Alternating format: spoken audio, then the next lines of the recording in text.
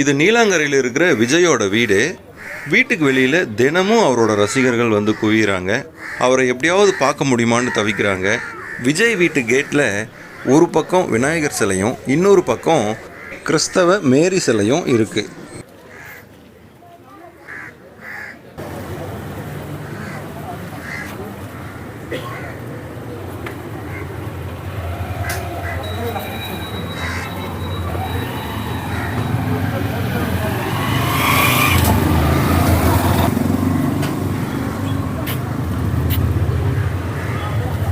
இங்கே நிற்கிற விஜய் ரசிகர்களும் விஜய் கட்சிக்காரங்களும் என்ன சொல்கிறாங்கன்னு பார்க்கலாமா?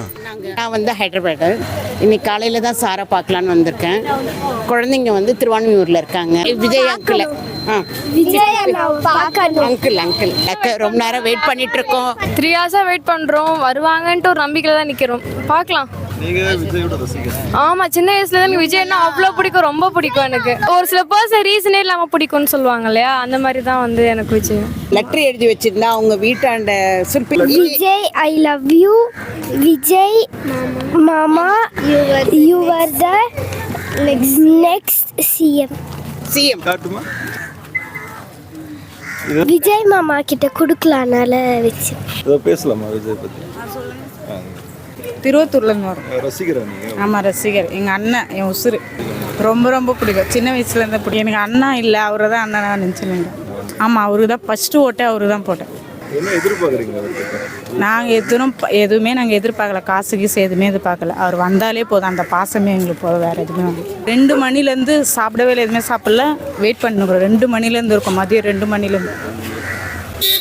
அவர் பார்க்கணுன்னு எதிர்பார்த்துன்னு இருக்கோம். ஆனால் போலீஸ்காரங்க வந்து தெத்தி விட்டுன்னு இருக்காங்க. போங்க போங்க அப்படின்னு சொல்லி ஒரு நம்பிக்கை தான் வந்திருக்கோம் அவர் வருவாருன்னு சொல்லிட்டு. ஆனால் அதுக்கப்புறம் நேற்றுலேருந்து வீட்டிலே இல்லைன்னு சொல்லிட்டாங்க. ஆனால் அப்போ கூட நாங்கள் வெயிட் பண்ணி தான் இருக்கோம். 6 மணி ஆயிடுச்சு. ஒரு நம்பிக்கை தான் வருவார். இல்லை, நாங்கள் 8 மணி வரையும் கூட வெயிட் பண்ணுவோம். எங்கள் அண்ணன் வருவாருன்னு சொல்லிட்டு அந்த நம்பிக்கையோடு நாங்கள் இருக்கோம். அந்த பாசமே வந்து கையை காமிச்சாலே போதும். அந்த பாசமே எங்களுக்கு போதும். சாப்பிட்ட மாரி ஆகிடும். என் பேர் கீதா. ஓம் சக்தி அது சொல்லலாமா?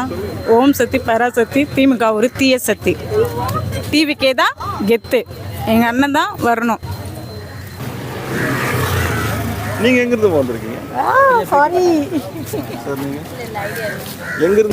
ஒரு மாற்றம் வேணும். விஜய் சார் வந்தார்னா மக்களுக்கு எல்லாத்துக்கும் நல்லது பண்ணுவார். அந்த ஒரு நம்பிக்கையில் தான் விஜய் சாரை நாங்கள் தேர்ந்தெடுத்திருக்கோம். சென்னை மதுரவாயல் தொகுதியிலேருந்து வந்திருக்கேன். விஜய் சார் கண்டிப்பாக வந்து பெண்களுக்கு பாதுகாப்பு கொடுப்பாரு. போதைப்பொருள் எல்லாம் வந்து நிறையா நடமாடுது, அதெல்லாமே வந்து கண்ட்ரோல் பண்ணி ஒரு நல்ல தமிழகத்தை வந்து நமக்கு கொடுப்பாரு அப்படின்றத. எனக்கு அரசியல் பற்றி பெருசாக தெரியாது. அரசியல் பற்றி ஒன்றுமே தெரியாது. என் ஹஸ்பண்ட் தான் எனக்கு இத்தனை தொகுதி இருக்குன்னே சொல்லி கொடுத்தாரு. அப்படி ஃபஸ்ட் டைம் நான் வந்து அரசியலை வந்து தேடி நான் வந்து அரசியலை வந்து நான் படித்தேன். விஜய் சாருக்காக தான் படித்து என்னால் முடிஞ்ச அளவுக்கு எங்கள் ஃபேமிலியில் இருக்கிறவங்களையும் டிவிக்கு ஓட் பண்ண சொல்லியிருந்தேன். ஓட் பண்ணியிருக்காங்க எல்லாருமே. ஃபஸ்ட் டைம் வந்து விஜய் சார் வரணுன்றதுக்காக சாமிக்கிட்ட வந்து நாங்கள் ப்ரேயர் பண்ணியிருக்கோம். அந்தளவுக்கு அவர் வரணும்னு நாங்கள் நம்புகிறோம். ஏன்னா மற்ற கட்சியை பற்றி நான் குறை சொல்ல விரும்பலை. அடித்தட்டு மக்கள், கஷ்டப்படுற மக்களும் ஒரு நல்ல வாழ்க்கை வாழ்கிற அளவுக்கு இந்த தமிழ்நாட்டை கொண்டு வருவார் அவர் அப்படின்ற நம்பிக்கையில் நாங்கள் இருக்கோம். Thank you so much. விஜய் பார்க்க தான் வந்தோம். நாங்கள் 2 மணி நேரமாக வெயிட் பண்ணுறோம். நல்லது செய்கிறாரு மக்களுக்கு. கட்சியில் இல்லாதப்பே நல்லது செஞ்சார். இப்போ கட்சிக்கு வந்தால் இன்னும் நல்லது செய்வார். அவருக்கு தான் ஓட்டு போட்டோம். தமிழ்நாட்டை வந்து யாருக்கும் வந்து பட்டாயம் போட்டு கொடுக்கல. குடும்ப அரசியல் பண்ணுறதுக்கு தமிழ்நாடு வந்து பொதுவான நாடு. எல்லாருக்குமே நல்லவங்களுக்கு வாய்ப்பு கொடுத்தே ஆகணும். காமராசரை தோக்கடிச்சிருக்காங்க, எம்ஜிஆரை தோக்கடிச்சிருக்காங்க, ஜெகன்மோகன் ரெட்டியை தோக்கடிச்சிருக்காங்க, பாண்டிச்சேரியில் ரங்கசாமியை தோக்கடிச்சிருக்காங்க. ஸோ அது மாதிரி வந்து அடுத்து ஏன் தோக்கடிக்காங்கன்னா வந்து அவங்களோட ஆட்சி சரியில்லை. அடுத்த ஒரு நல்ல ஒரு ஆட்சி எதிர்பார்க்குறாங்க. ஸோ அதனால தான் சொல்ல வரேன். விஜய்க்கு வந்து மக்களுடைய ஆதரவு வந்து நிறையா இருக்குது. ஸோ நான் ஒரு யூடியூபர் தான். நானும் ஆல்ரெடி வந்து சென்னை ஃபுல்லாக நான் கருத்து கணிப்பெலாம் எடுத்தேன். எனக்கு வந்து ஃபுல்லாக பாசிட்டிவ் வந்து விஜய் பற்றி தான் வந்திருக்கு. கண்டிப்பாக வந்து அவர் தான் ஜெயிப்பார். மக்கள் வந்து ஒட்டுமொத்த மக்கள் வந்து அவருக்கு ஓட்டு போட்டிருக்காங்க. யங்ஸ்டர்ஸ் ஃபுல்லாக அவர் தான் ஓட்டு போட்டாங்க. நிச்சயமாக ஜெயிப்பார் நான் தளபதி. எவ்வளோ பர்சன்டேஜ் அவருக்கு வந்துருக்கு உங்கள் கருத்து கணிப்படி சொல்லுங்கள். யார் எங்களுடைய பர்சன்டேஜ் சரியாக தெரியல. ஆனால் வந்து ஒரு கருத்து கணிப்படி 80 தொகுதியாக ஜெயிப்பார் அப்படின்னு சொல்லியிருக்காங்க. பெண்களுக்கு ஃபஸ்ட்டு பாதுகாப்பு கொடுப்பார். முன்னே சின்ன குழந்தைலேருந்து பெரிய பிள்ளைங்க வரைக்கும் பாதுகாப்பு கண்டிப்பாக கிடைக்கும். ஏன்னா எந்த ஆட்சியிலும் கிடைச்சது இல்லை. இந்த ஆட்சியில் கண்டிப்பாக கிடைக்குன்னு எதிர்பார்க்குறோம். அதே மாதிரி படிப்புக்கும் இல்லாதவங்களிருந்து இருக்கிறவங்க இல்லாதவங்க எவ்வளோ பேர் இருக்கிறாங்க படிக்க முடியாத, கண்டிப்பாக படிக்கிறவங்களுக்கு உதவி செய்வார். அதுதான் மெயின் எங்களுக்கு. பேசுறீங்களா பிரதர்? யூடியூப் சேனல்ல இருந்து வரேன்.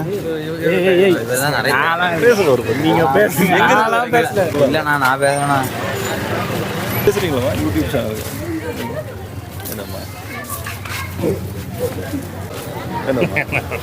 நான் என்ன சொன்னேன்? நம்மளுடைய அரசியல் எதிரி யாரு? திமுக. நம்மளுடைய கொள்கை எதிரி யாரு? பாஜக. அன்னையிலேருந்து இன்னி வரைக்கும் அந்த ஸ்டாண்டில் ஏதாவது மாறணுமா?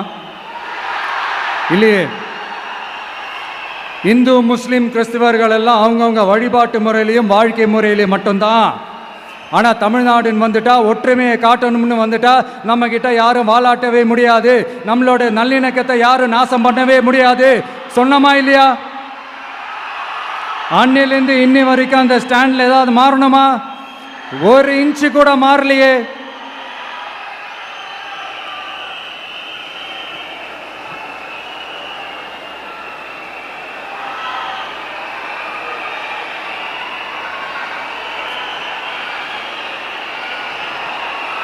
ஒரு இன்ச்சு கூட மாறலையே.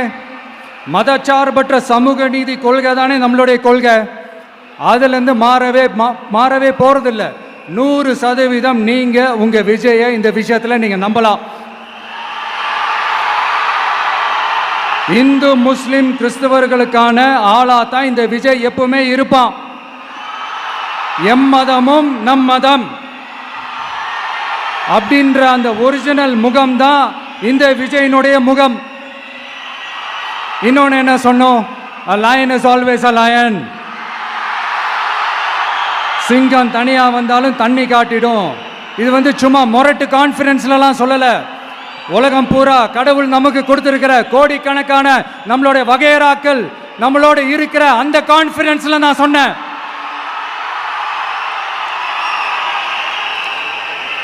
அதனால இந்த விஜய் ஒன்று சொன்னானா அதுலேருந்து மாறவே மாட்டான். சும்மா இந்த ஸ்டாலின் சார் மாதிரி எல்லாம் கிடையாது.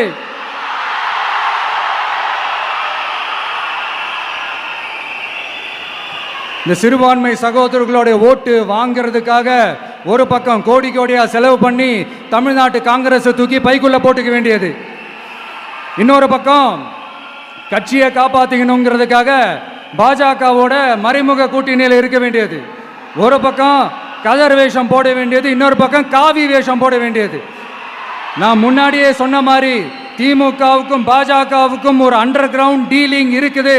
எப்போ சொன்னேன்? கிட்டத்தட்ட ஒரு 1.5-2 வருஷத்துக்கு முன்னாடி சொன்னேன். அன்னைக்கு சொன்னது இன்னைக்கு இந்தியா முழுக்க எதிரொலிக்குதா? West Bengal CM Mamata Banerjee madam இதைத்தானே சொன்னாங்க. இன்ஃபேக்ட் ஸ்டாலின் சார் பேரை மென்ஷன் பண்ணி அந்த குற்றச்சாட்டை சொன்னாங்க. இதுக்கு என்ன சார் பதில் வச்சு சொல்ல போறீங்க? ஸ்டாலின் சார் மக்கள் கிட்ட மாட்டிக்கிட்டு முழிக்கிறாரு. இந்த தேர்தலில் திமுக தோக்க போறது உறுதி.